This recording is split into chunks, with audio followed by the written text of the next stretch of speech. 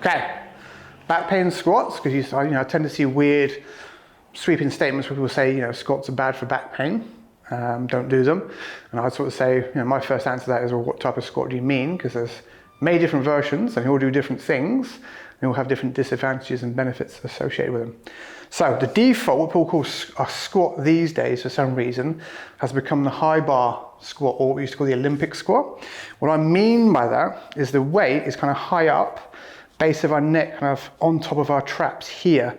And because of where the weight is in relation to our center of gravity, it kind of facilitates a slightly closer stance, slightly more upright position. It tends to favor using a lot of quads, but also in people with chronic back pain, they already tend to overuse their lower back. When you put the bar here, they're much more inclined to generate that kind of open scissor position here and lock in through the lower back rather than through their core and their glutes. So in this position, my glutes are in a weakened position. I'm favoring my quads. Again, I'm using my lower back erectors pretty much on their own to kind of stabilize myself. So again, if someone's got chronic back pain, they already overuse their back.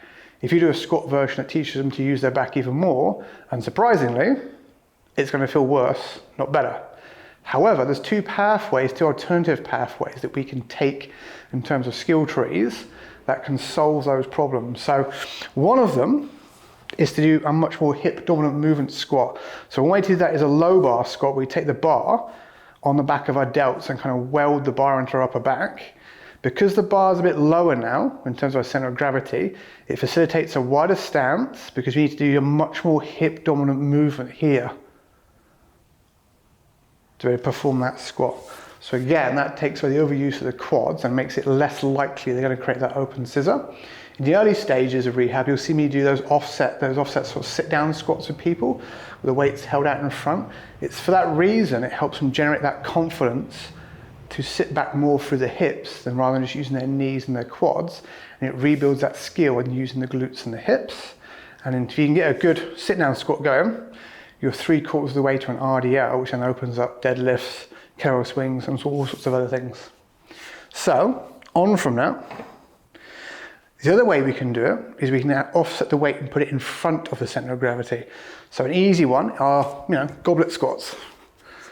Just having the weight in front here means we're going to use my core and my brace a lot more, which in turn actually means I use my glutes a lot better as well. So although we are going to do a lot of quad work because the weight's in front, because the brace is set better, it's easier for me to use my glutes at the same time. And a more advanced version of that would be to do an offset squat, or like a rack style squat with a kettlebell. We flick it onto one side. Again, the weight's in front, but now it's offset. It's much more challenging for a core, way harder to cheat by overusing the lower back. And the final progression to that, which I really like, are Zercher squats. We basically become a human forklift. So they're a great exercise, particularly for grapplers, but also for people who work as full-time carers as are physically impaired. Because if you become a forklift, you can sort of take people out of a bed, hospital bed, into a wheelchair, into a bath, whatever you may need to do. It's basically that human forklift movement.